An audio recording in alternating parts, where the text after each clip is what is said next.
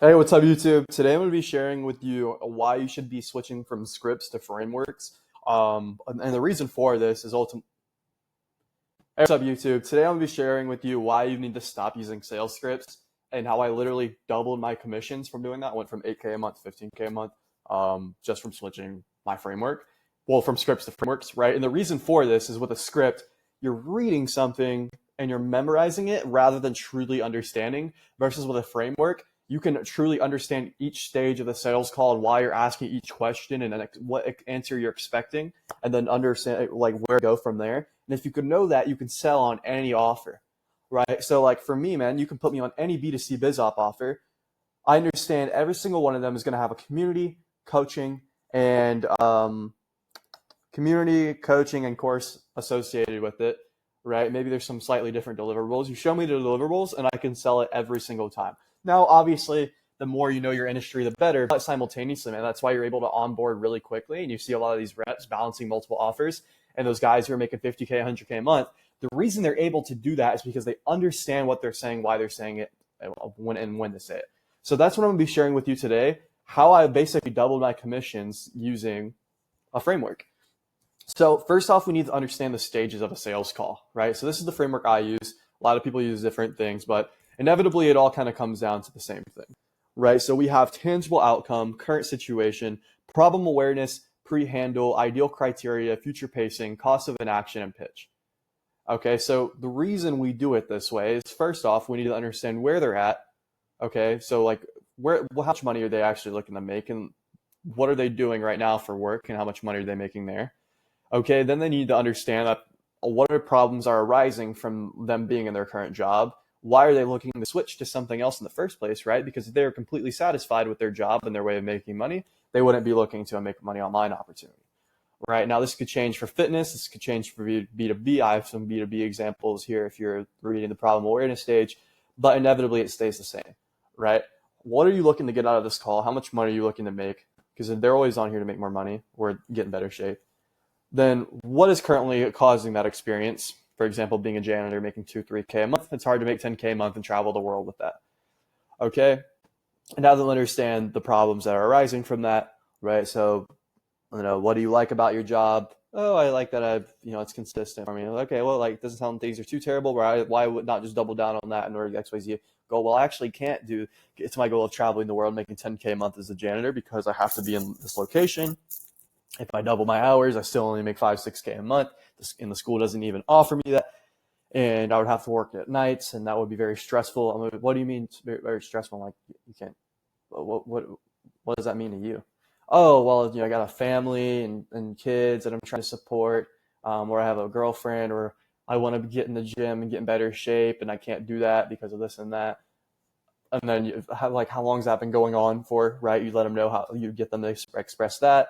And how does it make you feel that you've been experiencing that for XYZ time, and then go from there, right? I'm gonna go a little bit deeper into each of these stages, but I'm just gonna give you a high level overview, and then you get the pre-handling stage, right? So, and this is why I really want you to understand what a lot of beginner sales guys don't get, and what I didn't understand for literally my first year or 2 years of sales was like, the reason someone has it bought before they hopped on your call is going to be the reason they're going to give you at the end of the call. Right. So if you can handle that in the middle of the call, that their belief system, their flaws that they have, then they'll buy. And what I mean by their belief system, right, is because if they've been using a lack of time or money as the reason they haven't been buying, we need them to understand that them not getting resourceful enough and not making the time or money is the reason they're in the same position they're at in the first place.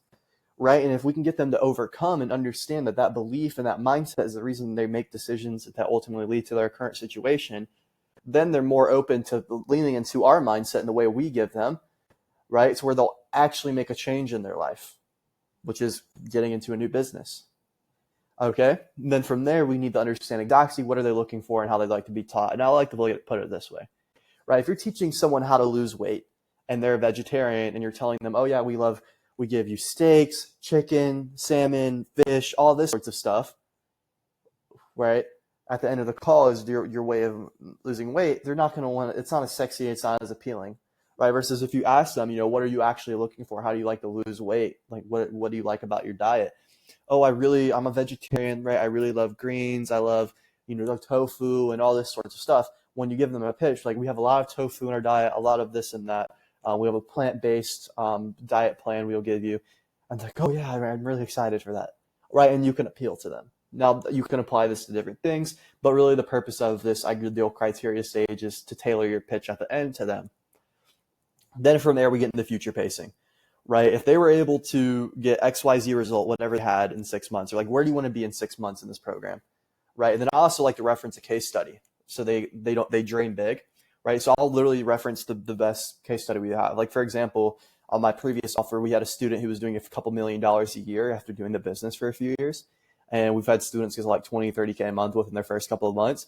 So whenever I'm asking them, like, where do you want to be with this business? When like, where do you want to be with with Airbnb in the next 6 months? And like, just so you understand, like what's actually possible, because sometimes it's hard to even imagine this.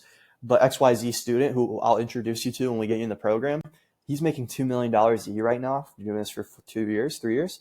And then simultaneously, we had XYZ student. She started from zero, nothing. She had to split up the payments to even get in the program. She's able to make XYZ amount now, and she's only been doing this for 6 months. So that in mind, how much are you ideally looking to make within the next 6 months? And then they'll be like, oh, wow, actually, I'm looking to make XYZ. And then you have them elaborate on like why that is important to them. What could they do with that amount of money that they're not able to do now? And that creates a gap, right? And then you go in the cost of inaction once you get them really high, which further builds a gap. And have them understand, like, if this is how you feel all these emotions and you get to experience this, what you're not experiencing now, what would it be like? How does it feel now not having those things? Oh, I feel terrible. Okay, and what does it feel like if you don't make a change and you do this for the next 6 months? Or if your next 6 years, nothing changes. Oh, I feel so disappointed. What do you mean? Well, I feel ashamed that, I only get to live one life and I have to experience it this way. And like, you want that? No. Why? You see what I'm saying? So then that creates that massive gap. And then, once again, you pitch at the end, going ahead and diving deeper into these things. Not diving deeper into these things, rather tailoring your pitch to their pain points.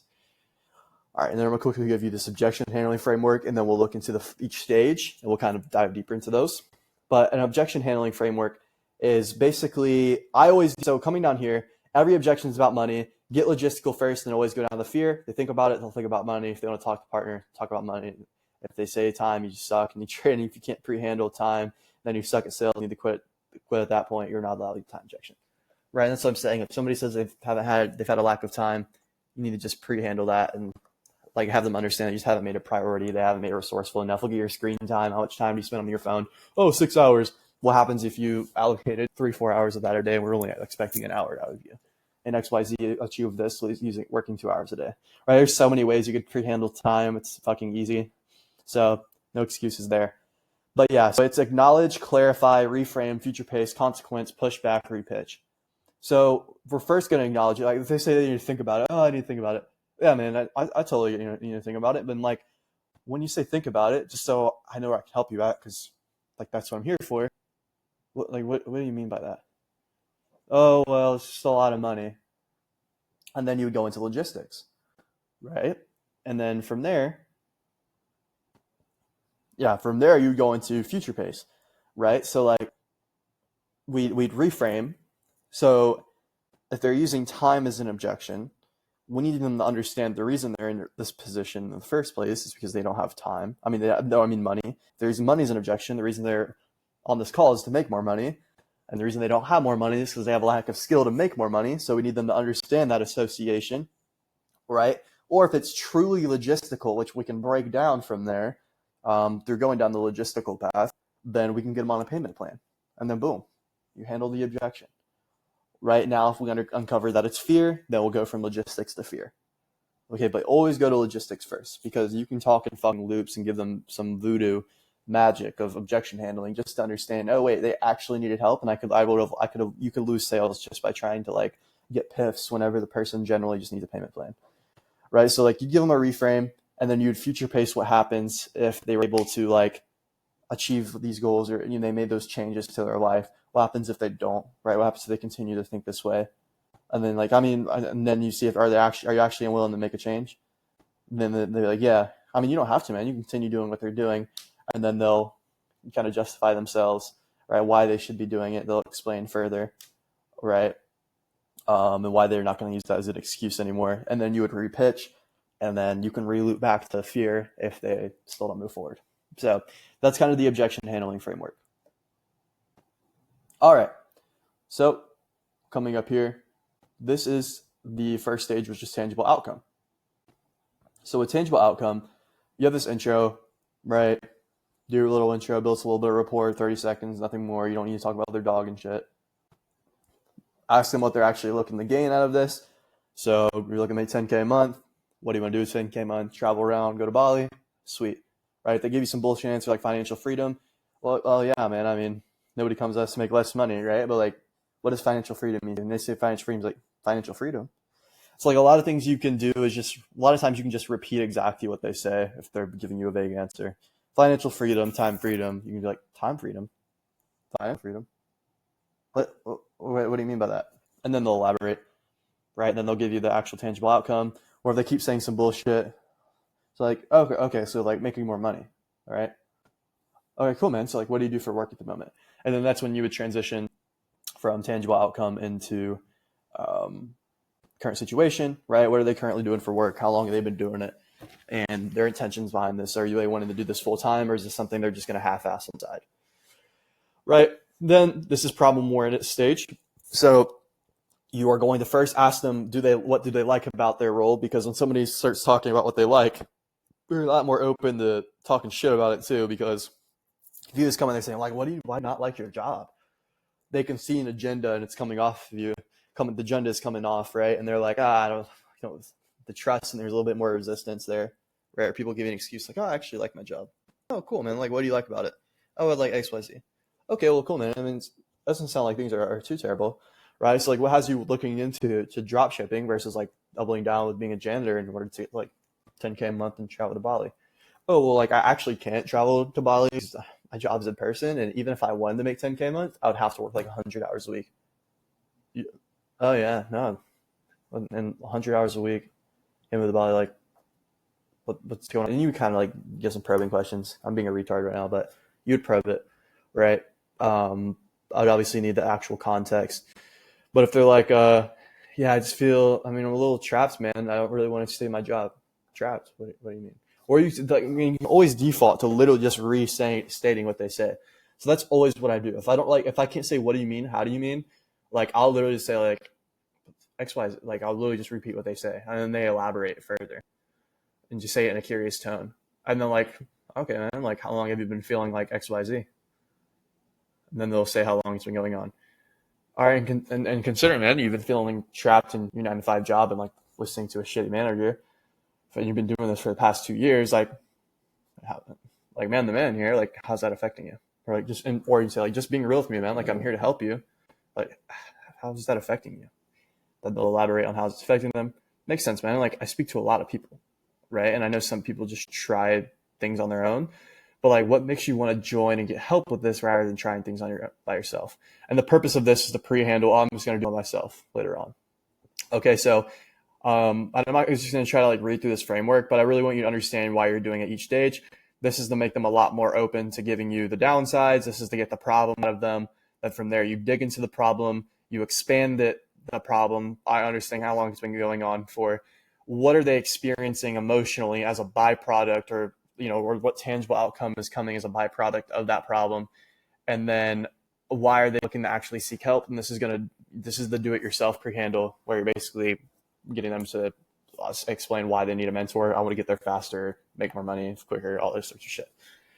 Right. So this is the whole purpose of this is to uncover the underlying problem, which is a byproduct of their current of what they're currently doing. So if somebody's wanting to make 10K a month and move to Bali, but they're a janitor, we need them to understand the problems that they're facing in their life is a byproduct of them being a janitor and not having the skills in order to make money to move to Bali. Right. And whenever we get to the pre-handle stage, we're going to get their underlying objection, which has been holding them back from making a change in their life. Okay. And like once they have that association that their current job and their current way of living, their lifestyle is the reason they're not in the position they want to be, and they elaborate on their pain and how long that's been going on for, they're a lot more open to hearing a suggestion if they and changing their life. right? Because it's just natural, right? If you understand that like your current diet is making you a fat ass and it's making you feel like you can't take your shirt off, you don't want to look in the mirror and all this sorts of shit, right? You can't get the girl you want. It's a byproduct of your way of eating. When I give you food suggestions and alternatives, you're a lot more open to hearing it when you have that top of mind. So it's the same exact principle here. Okay, so what we do here is we're like, okay, and like, have you tried any other business models, coaching programs, stuff like that? And really what you're getting here is like, you want them to elaborate on, have they even tried anything else? Have they taken action on their goals and their commitments that they want, well, or lack of commitment, right, that they've had? Or have they tried something and it didn't work? Okay, and a lot of times people haven't tried anything. So from there, you're going to ask them like what circumstance, you're going to give you usually a bullshit excuse, but then we're asking them like what's changed that makes them like want to try again, right? And then you'll give them a reframe and have them associate once again that problem, they're what's holding them back is the ultimate reason they're in their situation. And if we give them a new perspective, they're a lot more open to hearing it because we associated their current situation with their what their problems they're facing. That probably sounds like a fucking load of bullshit, but like, I hope it makes sense that, and let me explain it this way. Every single thing we do as a human is based on our mindset or our belief system, right? Like the reason we don't steal and kill everybody thing, even though we probably gain some sort of benefit from taking people's shit, right? Is because we believe it is a wrong thing to do. Okay, that's a belief and it dictates our actions. The reason this person has not bought a program is because they think everyone's a scammer, right? That mindset and that belief has dictated their actions and not move forward. So we need them to understand that them associating every opportunity with scam, that scarcity limiting mindset, right, is the reason that they're in the position in the first place. And we don't want to fight them on if it's right or wrong. Who gives a fuck if it's right or wrong, right? Because a lot of people hold beliefs dear to them and their ego gets flared up. We need them to understand, does this serve me or does it not? And so the whole purpose of this stage is understanding their underlying objection. Does that objection, the thing that's been dictating your current situation, and it's going to continue to dictate your current situation, does it serve you to think that way, or does it serve you to be open to maybe doing this, right? So like their lack of time, if somebody's giving you, I haven't had the time, you need to understand that like if it was really important to them, they would make the time, right? And using that as an excuse to not take things serious and not actually commit towards their goals. If they don't find the time, inevitably they're going to keep staying in their current situation, and they don't want that. And we really need to have them understand the consequences of them thinking that way, and if they continue to think that way, they'll never change their situation. So like, once again, the whole purpose of this stage is find out what's keeping them and holding them back, and then handling that, because if it's been holding them back their whole life and you get to the end and you pitch it without handling it in the middle of the call, they're going to give it to you at the end of the call. And it's a lot harder to overcome an objection in that stage versus in the middle of the call, right? So pre-handle here. Boom. All right. You can make motherfuckers cry on their own. Do it all the time, dude. It's kind of crazy. Then from there, you go to ideal criteria, right? Once again, if somebody likes to eat chicken breast, they like to eat meats, and you tell them you sell a vegetarian diet and lose weight, they're not going to want to buy your shit, and vice versa. Right. So get an understanding of what this person's actually looking for and how they like to be taught. If they like one-on-one coaching and you're pitching them a course curriculum and group coaching, get fucked. Right. So that's the whole purpose of ideal criteria. And this is what you're going to use to have a tailored pitch at the end. Okay. Then you go into future pacing after you get what they're looking to be taught.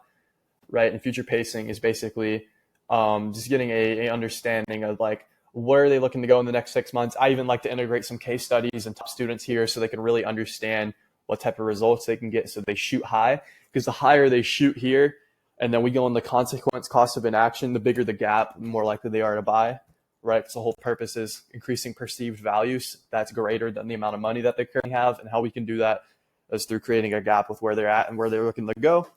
And this just increases buying temperature. Okay, so have them elaborate on like where they could get to in the next 6 months. How does it feel about not being that way? How does this impact your family? All that sorts of shit. And then you go in the cost of inaction, right? Of like, what's it like not having this? What happens if you continue to experience this for the next 6 years if nothing changes? What if you lost? What will you continue to lose? Once again, huge gap, right? So build huge gap, income goal, tangible goal, emotional goal, right? So like how much money are they looking to make? What can they tangibly gain? You know, how would that make you feel? How to make you not having that? How does it make you feel not having that? What happens if you continue allowing XYZ to hold you back? Do you want that? Why not? Are you willing to make a change? You don't have to. No, I'm willing to make a change. Okay, well, that being said, let's, I'd love to walk you through, you know, what we could do here, blah, blah, blah, blah, blah, to help you out. Shit like that, right? With your current skills in XYZ area, how close do you feel like you are to being that type of guy, right? Yeah, this is also what you can do here. You kind of read through this stage. All right, cool. Then you tailor pitch. Pillars, community, coaching, course, most of you are going to have. You don't need to do more than 3 because they're going to hit you. I think about it because you give them information overload, right? I like the price drop to handle logistics first, and then you go into pillars. All right, cool. So that is basically the framework in a nutshell. I'm like kind of summarizing the video. Don't memorize your scripts. Don't memorize your objections. Don't memorize what you're saying. Understand why you're saying it, when you're saying it, what to say. Okay, and if you want this framework or if you want to help integrate it on like your offer, go ahead and shoot me a DM on Instagram. Or if you're actually looking to get some sales in the first place, you can also just shoot me a DM on Instagram or you can book a call below. That being said, appreciate y'all watching. Hope this was helpful. Have a good one.